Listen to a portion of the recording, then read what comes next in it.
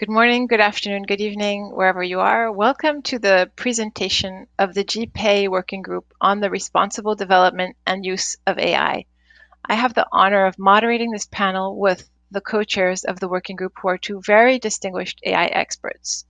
Yoshua Bengio is a pioneer in deep learning, a professor, the most cited computer scientist in the world, and the scientific director of the Montreal Institute for Learning Algorithms, known as MILA. Raja Shatila is professor of robotics and ethics at Pierre-Marie Curie University in Paris, where he's also the director of the Institute of Intelligent Systems and Robotics and of the Human-Machine Interaction Laboratory of Excellence. Raja also chairs the IEEE's pioneering global initiative for ethical considerations in artificially intelligent and autonomous systems.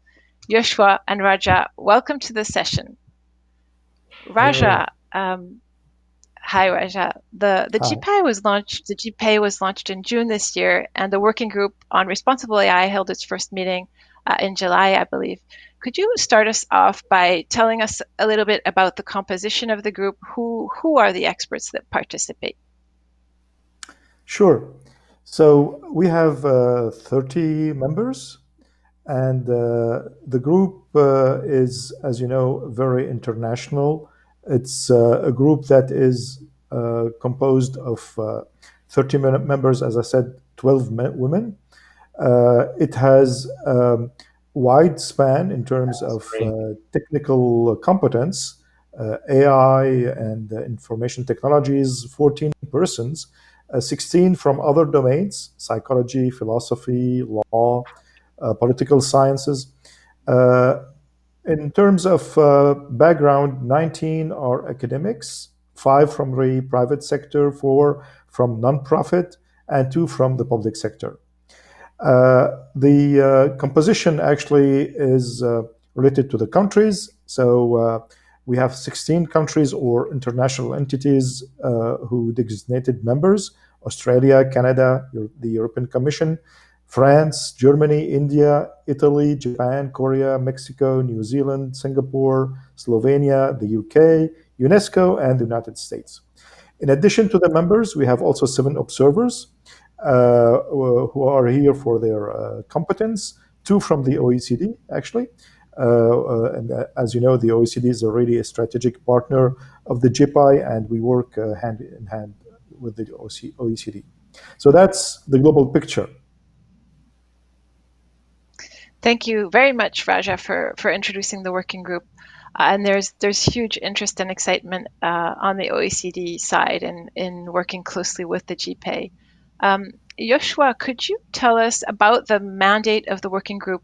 So what were the key framing elements when you started off, and how this mandate was developed? Right. So we had a lot of discussion about the mandate of the working group. Of course, it starts by looking at the Global Partnership on AI's overall mission, and it tries to be aligned with that, with a vision of AI as technology that is human-centered. That's really central. That means fair, respectful of human rights, respectful of democracy, and aiming at contributing positively to public goods in general in a way that, of course, is equitable and inclusive. So, putting all these things together, we come up with the following official mandate. The Responsible AI Working Group strives to foster and contribute to the responsible development, use, and governance of human centered AI systems in congruence with the UN Sustainable Development Goals.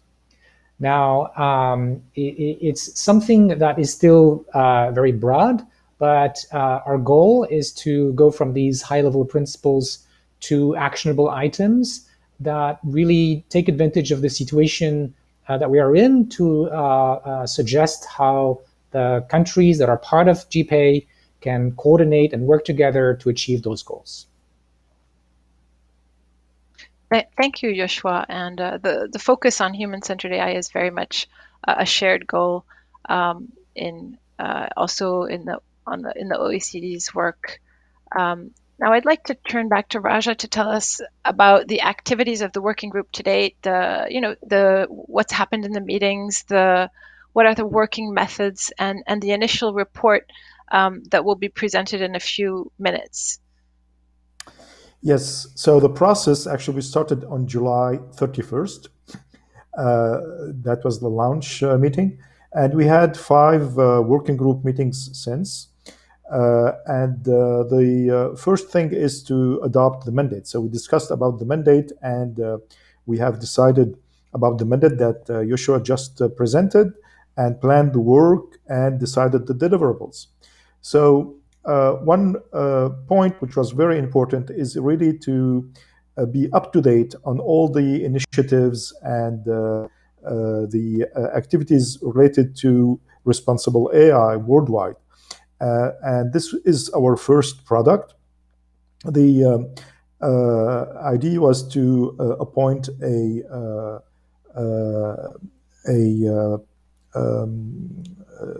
consultant to review these various initiatives and to provide a report. This will be presented in a minute. And we wanted also, and that's very, very important, not to stay on the levels of principle, but also practical projects and going from theory to practice, from principles to practice. This is, of course, is very, very important. So we decided this in September, and we created a steering committee to evaluate. There was a call for tenders, and 9 proposals were received. And the steering committee has evaluated the 9 proposal and selected the Future Society to provide this work. And the Future Society actually has done really an excellent work in a very short period of time, with meetings, very frequent meetings with the steering committee. As you can see, 5 meetings in less than 40 days, meetings with the whole group, one-to-one meeting with members sometimes, and also work sessions to explain a little bit or to interact and have feedback from the group. So that was really very, very exciting and very active period, these interactions. And as a result, we are launching.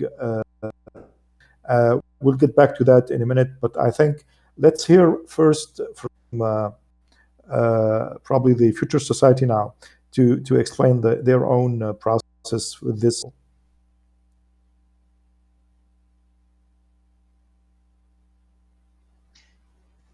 Thank you, Raja, for providing the background and process leading up to the report developed by the Future Society with and for the GPAI Working Group on the Responsible Development and Use of AI. I'm happy to invite Nikki Iliadis, who's a senior AI policy researcher and project manager at the Future Society, to present the report. Nikki, could you tell us about how you went about developing the report and about its key findings? Thank you. Great. Thank you, Corinne. And let me also say thank you to the co-chairs, Raja and Joshua, as well as to the rest of the working group members and the team in Montreal for the opportunity to work on this project, the mission of which is very closely aligned to that of the Future Society, and that is to advance the responsible adoption of AI for the benefit of all of humanity. Before presenting the report and some of its findings, I also want to acknowledge my teammates, Nico, Nicholas, Caroline, Delphina, Sasha, and our advisors, Sarah and Suzanne, for all the incredible work they've done in the past 2 months to really shape this final product. So the report itself, I guess you could say, is divided into 3 core parts with intertwined objectives. First, we really wanted to map diverse initiatives that are fostering responsible AI worldwide. Second, we wanted to develop an assessment criteria framework that has 2 key functions. One, to shortlist a sample of the most promising initiatives, and then to further analyze them to really understand what are the opportunities and what are the gaps in the landscape. And third, based on that analysis, we wanted to propose concrete recommendations that really facilitate cross-sectoral and international collaboration for the promotion and for the fostering of responsible AI. So to achieve these objectives, the team started by conducting a high-level review of the landscape. So of course, we leveraged existing repositories that are already out there, as well as our own work at TFS. And as a result, you can see now in the report a catalog that features 214 initiatives. This isn't a comprehensive list, but it does really capture how broad and diverse the field of responsible AI truly is. So you can see initiatives that are codes of conducts or guidelines or principles that are really prescribing a future that we aspire to when it comes to developing and deploying AI. Those are in the AI and ethics category. You can also find initiatives that are operationalizing responsible AI, so audit mechanisms or standards and certifications, etc. Those are in the AI and governance category. And lastly, you can also find applied projects that are advancing SDGs in a responsible manner. Those are in the AI and social good category. So while crowdsourcing information to come up with this catalog, we were also working with the steering committee quite closely to develop the common assessment framework that I just mentioned. There are 4 criteria in that assessment framework. The first one is an initiative's potential to really contribute to the GPAI objectives and to the mandate that Joshua just explained. The second is also an initiative's diversity and inclusiveness. The third, its effectiveness, especially in regard to the OECD AI principles and the UN SDGs. And the fourth, its effectiveness, its maturity and potential for adoption. So the methodology for how this was built and how it was implemented is explained in the report. But in brief, we moved through 2 evaluation rounds from 214 initiatives to 64, and then to a final heterogeneous subset of promising initiatives. So these 30 are featured in the report. And there's really interesting information there as well around their key success factors and challenges and hurdles, as well as how they were evaluated on the 4 criteria that I just mentioned. And building on that analysis, as well as really, really valuable input from the working group members themselves, which we gathered from the 3 working group meetings, the 3 feedback sessions, several one-to-ones, and several interactive documents online as well that I think yielded more than 400 comments. We were able to identify 4 areas for future action and 9 recommendations. So the first area for future action, that one has to do very much about focusing and prioritizing. So we suggest that the working group prioritizes resources towards the most pressing global issues that are on national and global agendas. And the working group has actually already identified 4 initial areas to channel efforts towards based on their relevance, their urgency, their feasibility, and their potential for international collaboration. And I believe the co-chairs will present and discuss these in just a bit. Then the second area for future action is about ensuring initiatives are designed for impact. Our research found that many of the initiatives in the ecosystem have unclear metrics, and beyond measurement, they also lack clear impact pathways. So this makes it difficult to really evaluate performance, specifically when it comes to advancing the Sustainable Development Goals or the sub-goals. A third challenge is the need to cultivate a strong ecosystem with ability to support and stimulate change. So to build this ecosystem, there's a strong need for governance tools and frameworks that promote transparency and also alter incentives to help the stakeholders in the ecosystem really practice responsible AI. We also found a need for systematic collaboration across the ecosystem, and we feel GPAI is very well placed to partner with organizations like OECD, like UNESCO, like WHO, to defragment the ecosystem. And finally, there's a need for in order for governments to implement these frameworks and tools to build capacity amongst policymakers. The fourth and the last area for future action has to do with respecting and championing diversity and inclusion. So again, although a lot of the initiatives had multi-stakeholder processes, we saw that many struggled with collecting representative input to inform their activities. And this lack of inclusiveness ultimately points to a lack of capacity that initiatives have in involving a wider group in the technological transition, and hence in co-shaping really innovative solutions for addressing the opportunities and risks of that transition. So ultimately, we also think that this lack of inclusiveness can undermine their effectiveness and credibility and their ability to scale. Once again, thank you. We hope this research proves useful in shaping the agenda of the working group, and we really look forward into the upcoming months to seeing that work unfold. And beyond that, we hope that it's useful for the ecosystem as a whole, providing a snapshot of where the ecosystem is at, and again, identifying areas for future action and collaboration to further promote and to foster responsible AI. Thank you. Thank you, Nikki, and congratulations to you and the steering group and the team on producing such a comprehensive report over what is really a very short period of time. And I must say from the OECD side that we think it could be very valuable to also make available some of this work on the OECD AI Policy Observatory, where we have some related initiatives, and so we could join forces on that. So now I'd like to turn to the future and ask both of our distinguished co-chairs about your priorities, say, over the next 3 to 6 months short term, and what you see as the main focus areas of the working group in the near future. So would any one of you like to take this question? Yeah, I'll get started. Thanks, Karine. So our goal is to really take advantage of the great work that the Future Society has done with this report, and look forward to areas where we can contribute to identifying efforts for responsible AI in a way that's focused where current market structure, current government policies are not yet sufficient to achieve the goals of responsible AI and advancing the SDGs. So we've come up with 5 committees for the next 3 to 6 months. The idea is to expand that in the future after that. But for starters, we've created 2 kinds of committees, and I'm going to start with the committees that are more directly addressing concrete SDG motivated areas of AI for social good. So one is on drug discovery, the other is on climate change, and the third is on education. Let me tell you a few more words about each of them. So the Committee on Drug Discovery and Open Science will examine how to create a favorable international context for AI to contribute to drug discovery in an open science and equitable manner, whereby international public health needs are privileged, for example, fighting COVID-19 or antibiotics resistance.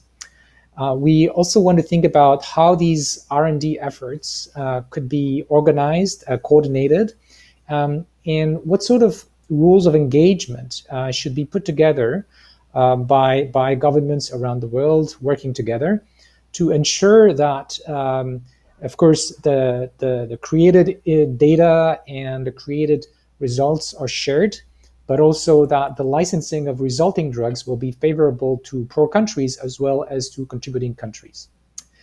The second committee that I mentioned, the Committee on Climate Change, is also going to be looking at biodiversity. It will elaborate practical recommendations for collaborative approaches to fight climate change using AI. For example, ensuring that AI is making zero carbon renewables as productive as traditional hydrocarbon suppliers, or how AI could be used to develop new materials for fighting climate change. And then on the other hand, how AI itself should not be hurting the environment.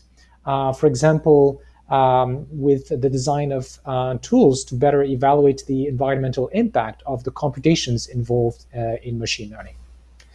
The third committee is on AI and education, and it could define collaborative projects whose implementation would, on the one hand, contribute to maximize the benefits of AI for education management and delivery, empowering teachers, and improving and personalizing the learning of students and the learning assessment, offering lifelong opportunities for all, making the delivery of education more democratic.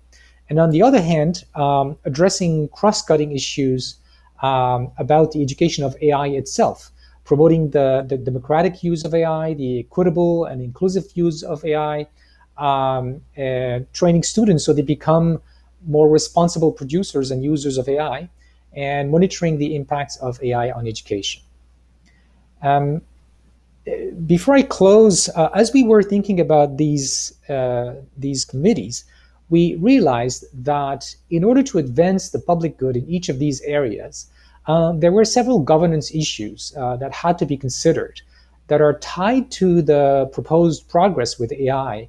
And so, for example, the internationally funded efforts on the use of AI for antibiotics resistance drug discovery would require defining new rules of engagement with private or public organizations doing the actual R&D, for example, regarding data sharing, standards, information sharing, licensing, and so on. And so for this reason, we started thinking about cross-cutting governance issues, and I'm going to let Raja continue on that. So the other priorities are more related to governance, but specifically one of them is about social media. And for social media, there is, as everyone knows, an issue with transparency. So we would like to have a committee also that is focusing on all the governance issues and specifically transparency within social media. We think this is a great field for international cooperation. And there is another committee which is even wider. Of course, there are governance issues in all the domains because, for example, for drug discovery, you need governance issues. But specifically, we decided to create a transversal committee devoted to the issues of governance beyond those public good-oriented use of AI. And this committee will address overarching AI governance issues such as certification, assessment, audit mechanisms used to evaluate AI systems for responsibility and trustworthiness. Of course, this needs to define metrics based on accountability, transparency, safety, fairness, respect for human rights, and the promotion of equity. So this is our focus for the next 3 to 6 months. And now we have to also discuss about what happens next. Thank you, Raja. And we're definitely looking forward to the group's work on governance. Yoshua, coming back to you, and quite briefly, because we only have a couple minutes left at best, what is your vision 2 years out for what the working group can achieve? What does success look like for you, and how do you envisage coordinating and cooperating with other groups? Obviously, coming from the OECD, I'm particularly interested in building out synergies with the OECD AI Policy Observatory and OECD Network of Experts on AI, but there are many other important initiatives out there as well. And what do you see as some of the main challenges ahead for GPAI and its working groups to successfully accomplish its mandate? Go ahead. I mean, really, success is about impact, right? If we, come up with reports that stay and don't have any consequences, I think that would be failure. At the same time, I think we have a mission, we have an obligation to do our best to use the scientific insights of all the experts in the working group to convince governments that action needs to be taken. Now, I want to say a few words about some of these directions that we're looking at in the future. So first of all, we didn't mention them directly in the subcommittees that we talked about, but some of the topics that we care about will be across all of these committees and future committees, such as issues of inclusion and diversity, and making sure that the application of AI is going to be taking into account the effect on the most vulnerable people on this planet. In addition to the SDGs that we've already started working on, we're thinking about other SDGs where we know that AI could make a difference, whether it's in areas like hunger or peace, but also maybe more generally about the sort of international coordination mechanisms for funding and governance of publicly funded AI for social good projects. And of course, I think to go back to your first question, in order to be successful, we have to coordinate with many other international organizations, and in particular the OECD, because there's a strong link with the OECD. But I think depending on the SDG or depending on the domain, we need to make sure that we coordinate with the other organizations that are thinking about the same questions, so that countries end up putting their efforts together and changing the world in a positive way. Thank you so much, Yoshua and Raja, for this great opportunity to learn more about the work of the GPAI's group on responsible AI. I look forward to continuing the conversation soon.